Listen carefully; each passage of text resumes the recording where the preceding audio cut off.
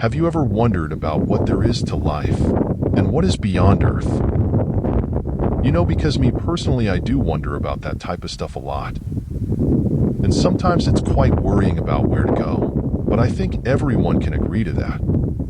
So, let's listen to what I have to say about some of these philosophers and their view on this stuff. I think by this point, every single person on Earth knows about Aristotle. This by no means, however, should understate his feats, what he has done so far. And I think just honoring him by placing him in this video isn't a bad idea. So without further ado, let's get into it.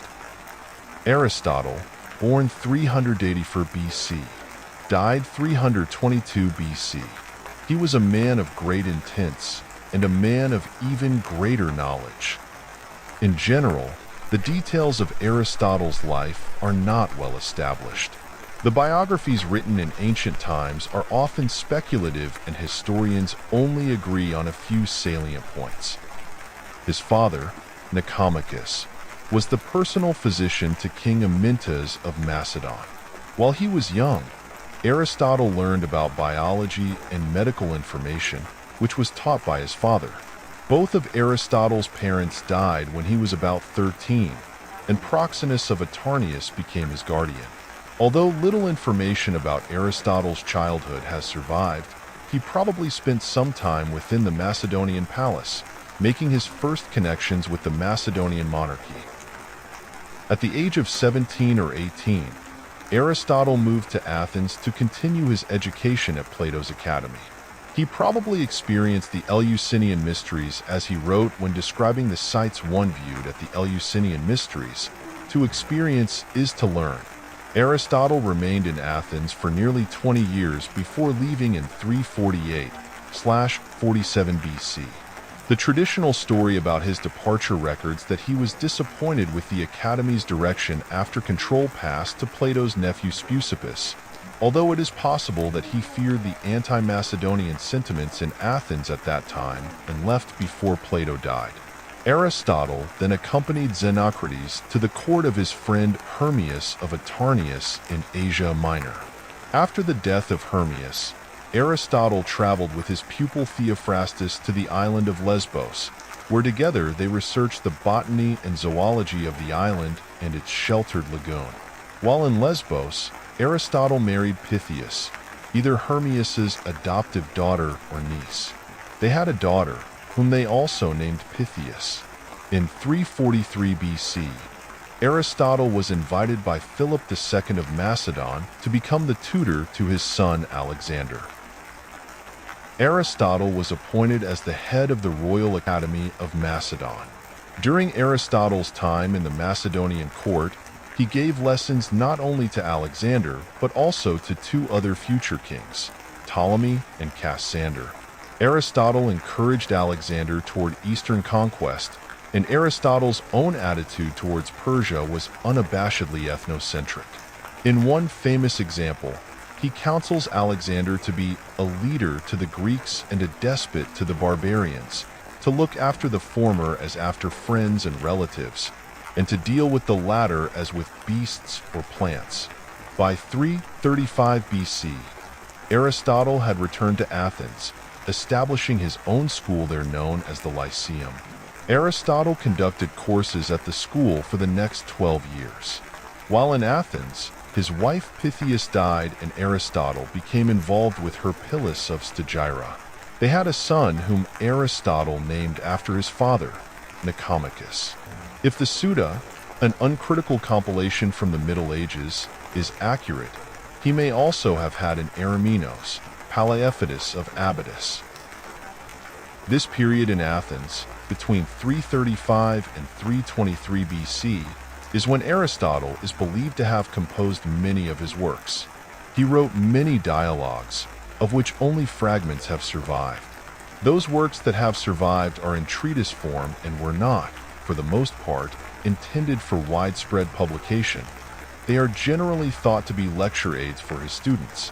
His most important treatises include physics, metaphysics, Nicomachean ethics, politics, on the soul, and poetics. Aristotle studied and made significant contributions to logic, metaphysics, mathematics, physics, biology, botany, ethics, politics, agriculture, medicine, dance, and theater. Near the end of his life, Alexander and Aristotle became estranged over Alexander's relationship with Persia and Persians.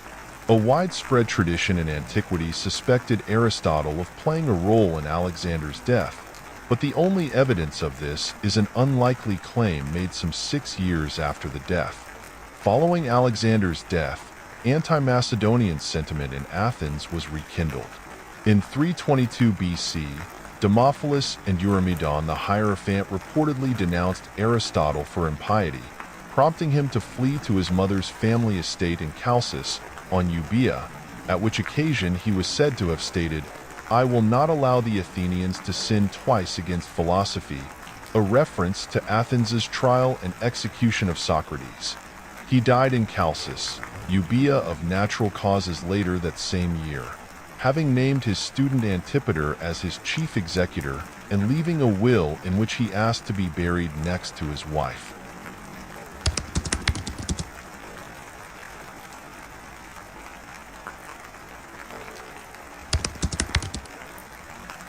With the prior analytics, Aristotle is credited with the earliest study of formal logic, and his conception of it was the dominant form of Western logic until 19th century advances in mathematical logic. Kant stated in the Critique of Pure Reason that with Aristotle, logic reached its completion. Most of Aristotle's work is probably not in its original form, because it was most likely edited by students and later lecturers. The logical works of Aristotle were compiled into a set of 6 books called the Organon around 40 BC by Andronicus of Rhodes or others among his followers. The books are: number 1, Categories; number 2, On Interpretation; number 3, Prior Analytics; number 4, Posterior Analytics; number 5, Topics; and number 6, On Sophistical Refutations. I could go in detail about the books, but that isn't the point of this video. It would also just take way too long, as I am just giving a relatively short overview on Aristotle himself. However, his philosophies, studies, and beliefs range far and wide into many studies such as metaphysics, epistemology, geology, and natural sciences, and much, much more. But I digress. However, like his teacher Plato, Aristotle's philosophy aims at the universal.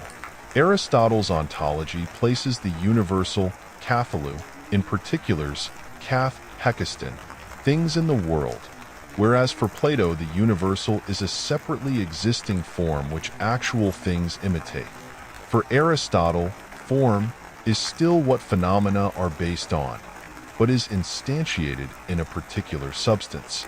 Plato argued that all things have a universal form, which could be either a property or a relation to other things. When one looks at an apple, for example, one sees an apple, and one can also analyze a form of an apple. In this distinction, there is a particular apple and a universal form of an apple. Moreover, one can place an apple next to a book, so that one can speak of both the book and apple as being next to each other. Plato argued that there are some universal forms that are not a part of particular things. For example, it is possible that there is no particular good in existence, but good is still a proper universal form. Aristotle disagreed with Plato on this point, arguing that all universals are instantiated at some period of time, and that there are no universals that are unattached to existing things. In addition, Aristotle disagreed with Plato about the location of universals, where Plato spoke of the forms as existing separately from the things that participate in them. Aristotle maintained that universals exist within each thing on which each universal is predicated. So, according to Aristotle, the form of apple exists within each apple, rather than in the world of the forms.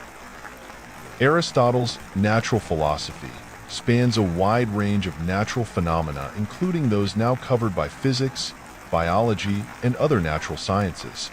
In Aristotle's terminology, natural philosophy is a branch of philosophy examining the phenomena of the natural world and includes fields that would be regarded today as physics, biology, and other natural sciences.